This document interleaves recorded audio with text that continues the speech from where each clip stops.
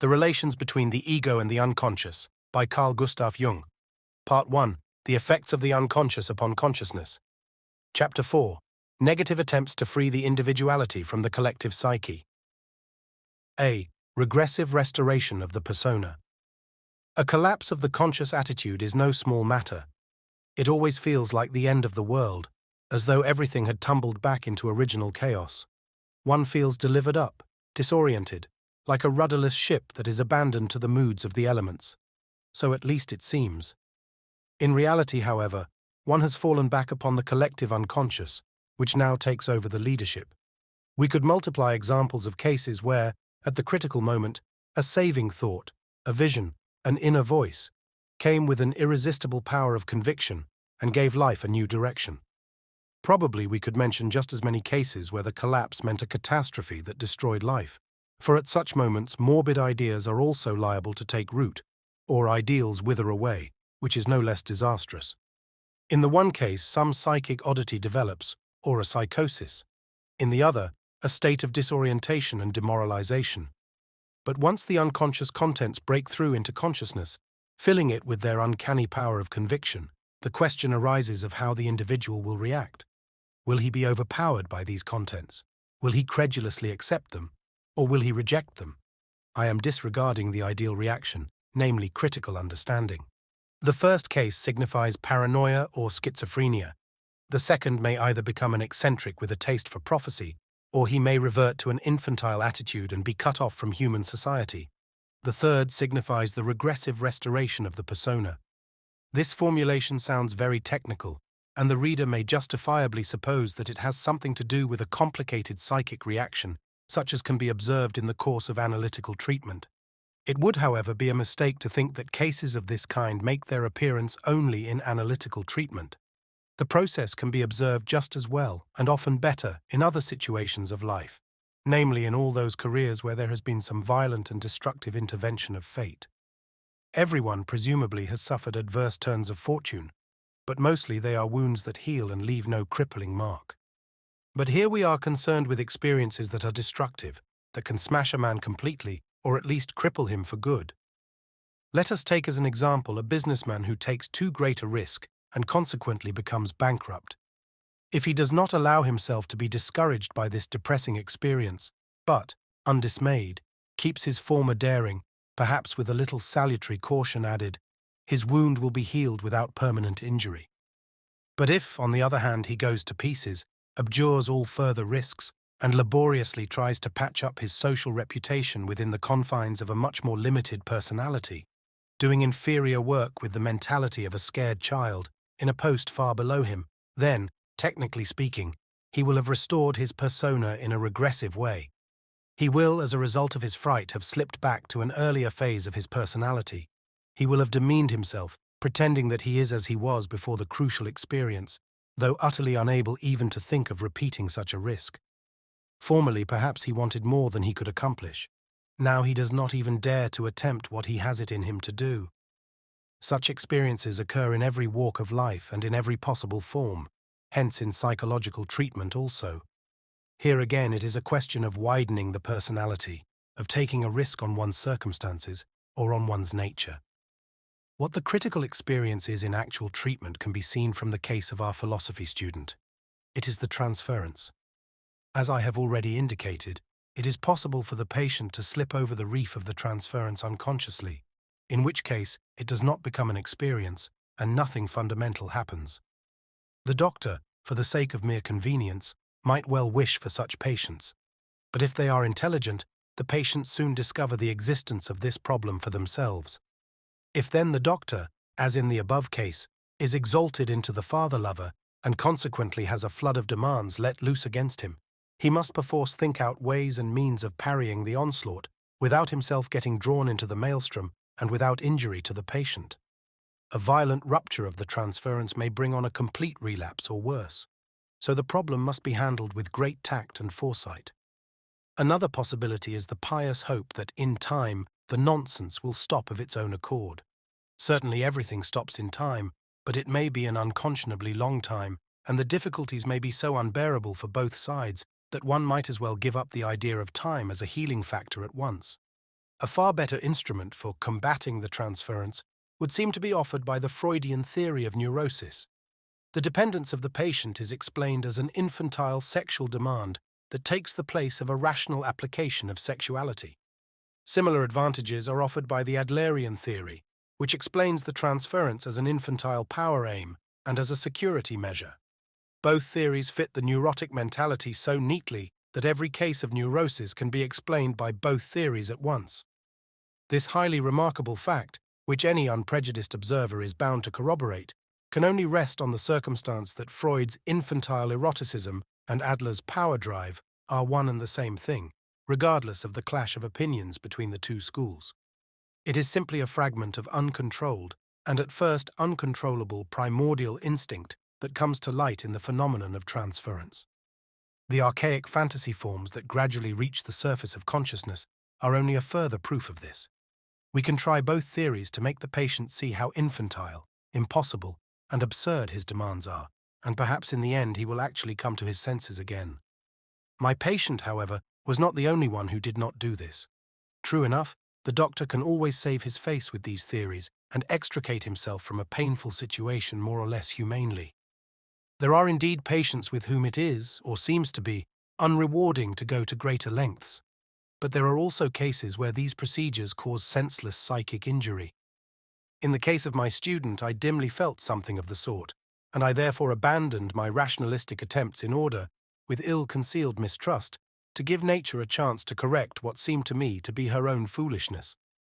As already mentioned, this taught me something extraordinarily important, namely the existence of an unconscious self-regulation. Not only can the unconscious wish, it can also cancel its own wishes. This realization, of such immense importance for the integrity of the personality, must remain sealed to anyone who cannot get over the idea that it is simply a question of infantilism. He will turn round on the threshold of this realization and tell himself, "It was all nonsense, of course. I am a crazy visionary. The best thing to do would be to bury the unconscious or throw it overboard with all its works." The meaning and purpose he so eagerly desired he will see only as infantile maunderings. He will understand that his longing was absurd. He learns to be tolerant with himself, resigned. What can he do? Rather than face the conflict, he will turn back and, as best he can, regressively restore his shattered persona, discounting all those hopes and expectations that had blossomed under the transference. He will become smaller, more limited, more rationalistic than he was before. One could not say that this result would be an unqualified misfortune in all cases, for there are all too many who, on account of their notorious ineptitude, thrive better in a rationalistic system than in freedom. Freedom is one of the more difficult things. Those who can stomach this way out can say with Faust, "This earthly circle I know well enough. Towards the beyond the view has been cut off. Fool, who directs that way his dazzled eye, contrives himself a double in the sky. Let him look round him here, not stray beyond. To a sound man this world must needs respond. To roam into eternity is vain. What he perceives he can attain. Thus let him walk along his earth-long day. Though phantoms haunt him, let him go his way." Such a solution would be perfect if a man were really able to shake off the unconscious, drain it of its energy, and render it inactive. But experience shows that the unconscious can be deprived of its energy only in part. It remains continually active, for it not only contains but is itself the source of the libido from which the psychic elements flow. It is therefore a delusion to think that by some kind of magical theory or method, the unconscious can be finally emptied of libido and thus, as it were, eliminated. One may for a while play with this delusion, but the day comes when one is forced to say with Faust, "But now such specterdom so throngs the air that none knows how to dodge it, none knows where. Though one day greet us with a rational gleam, the night entangles us in webs of dream. We come back happy from the fields of spring, and a bird croaks. Croaks what? Some evil thing. Enmeshed in superstition night and morn, it forms and shows itself and comes to warn. And we, so scared, stand without friend or kin, and the door creaks, and nobody comes in. Nobody of his own free will can strip the unconscious of its effective power. At best, one can merely deceive oneself on this point. For as Goethe says, unheard by the outward ear, in the heart I whisper fear. Changing shape from hour to hour, I employ my savage power. Only one thing is effective against the unconscious, and that is hard outer necessity. Those with rather more knowledge of the unconscious will see behind the outer necessity the same face which once gazed at them from within. An inner necessity can change into an outer one, and so long as the outer necessity is real and not just faked, psychic problems remain more or less ineffective. This is why Mephisto offers Faust, who is sick of the madness of magic, the following advice. Right. There is one way that needs no money, no physician, and no witch. Pack up your things and get back to the land, and there begin to dig and ditch. Keep to the narrow round, confine your mind, and live on fodder of the simplest kind, a beast among the beasts. And don't forget to use your own dung on the crops you set. It is a well-known fact that the simple life cannot be faked, and therefore the unproblematical existence of a poor man, who really is delivered over to fate, cannot be bought by such cheap imitations. Only the man who lives such a life, not as a mere possibility, but is actually driven to it by the necessity of his own nature, will blindly pass over the problem of his soul, since he lacks the capacity to grasp it. But once he has seen the Faustian problem, the escape into the simple life is closed forever. There is, of course, nothing to stop him from taking a 2-room cottage in the country, or from pottering about in a garden and eating raw turnips. But his soul laughs at the deception. Only what is really oneself has the power to heal. The regressive restoration of the persona is a possible course only for the man who owes the critical failure of his life to his own inflatedness. With diminished personality, he turns back to the measure he can fill. But in every other case, resignation and self-belittlement are an evasion, which in the long run can be kept up only at the cost of neurotic sickliness. From the conscious point of view of the person concerned, his condition does not look like an evasion at all, but seems to be due to the impossibility of coping with the problem. Usually he is a lonely figure, with little or nothing to help him in our present-day culture. Even psychology has only purely reductive interpretations to offer, since it inevitably underlines the archaic and infantile character of these transitional states and makes them unacceptable to him. The fact that a medical theory may also serve the purpose of enabling the doctor to pull his own head more or less elegantly out of the noose does not occur to him. That is precisely why these reductive theories fit the essence of neurosis so beautifully, because they are of such great service to the doctor. Identification with the collective psyche. The second way leads to identification with the collective psyche. This would amount to an acceptance of inflation, but now exalted into a system. That is to say, one would be the fortunate possessor of the great truth which was only waiting to be discovered, of the eschatological knowledge which spells the healing of the nations. This attitude is not necessarily megalomania in direct form, but in the milder and more familiar form of prophetic inspiration and desire for martyrdom. For weak-minded persons, who as often as not possess more than their fair share of ambition, vanity, and misplaced naivety, the danger of yielding to this temptation is very great. Access to the collective psyche means a renewal of life for the individual, no matter whether this renewal is felt as pleasant or unpleasant. Everybody would like to hold fast to this renewal. One man because it enhances his life feeling, another because it promises a rich harvest of knowledge, a third because he has discovered the key that will transform his whole life. Therefore, all those who do not wish to deprive themselves of the great treasures that lie buried in the collective psyche will strive by every means possible to maintain their newly won connection with the primal source of life. Identification would seem to be the shortest road to this, for the dissolution of the persona in the collective psyche positively invites one to wed oneself with the abyss and blot out all memory in its embrace. This piece of mysticism is innate in all better men as the longing for the mother, the nostalgia for the source from which we came. As I have shown in my book on libido, there lie at the root of the regressive longing, which Freud conceives as infantile fixation, or the incest wish, a specific value and a specific need which are made explicit in myths. It is precisely the strongest and best among men, the heroes, who give way to their regressive longing and purposely expose themselves to the danger of being devoured by the monster of the maternal abyss. But if a man is a hero, he is a hero because, in the final reckoning, he did not let the monster devour him, but subdued it, not once, but many times. Victory over the collective psyche alone yields the true value. The capture of the hoard, the invincible weapon, the magic talisman, or whatever it be that the myth deems most desirable.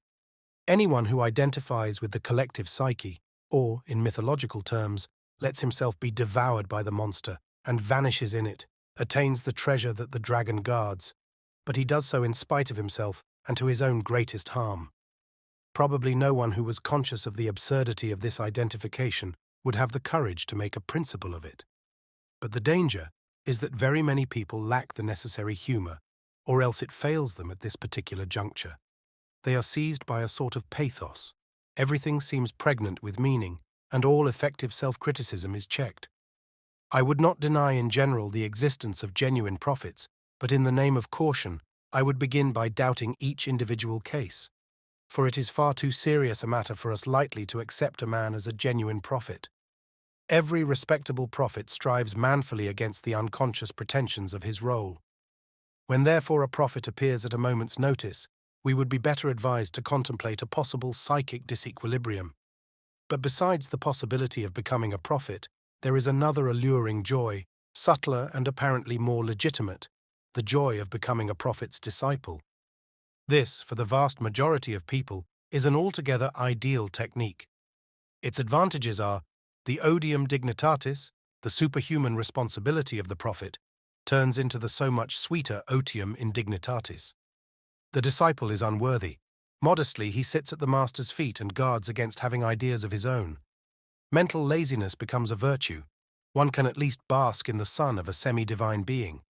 He can enjoy the archaism and infantilism of his unconscious fantasies without loss to himself, for all responsibility is laid at the master's door. Through his deification of the master, the disciple, apparently without noticing it, waxes in stature. Moreover, does he not possess the great truth? Not his own discovery, of course, but received straight from the master's hands. Naturally, the disciples always stick together, not out of love, but for the very understandable purpose of effortlessly confirming their own convictions by engendering an air of collective agreement. Now this is an identification with the collective psyche that seems altogether more commendable. Somebody else has the honor of being a prophet, but also the dangerous responsibility. For one's own part, one is a mere disciple, but nonetheless a joint guardian of the great treasure which the master has found. One feels the full dignity and burden of such a position, deeming it a solemn duty and a moral necessity to revile others not of a like mind, to enroll proselytes and to hold up a light to the Gentiles, exactly as though one were the prophet oneself. And these people, who creep about behind an apparently modest persona, are the very ones who, when inflated by identification with the collective psyche, suddenly burst upon the world scene. For just as the prophet is a primordial image from the collective psyche, so also is the disciple of the prophet. In both cases, inflation is brought about by the collective unconscious, and the independence of the individuality suffers injury. But since by no means all individualities have the strength to be independent, the disciple fantasy is perhaps the best they can accomplish. The gratifications of the accompanying inflation at least do something to make up for the loss of spiritual freedom. Nor should we underestimate the fact that the life of a real or imagined prophet is full of sorrows, disappointments, and privations, so that the Hosanna-shouting band of disciples has the value of a compensation. All this is so humanly understandable that it would be a matter for astonishment if it led to any further destination whatever.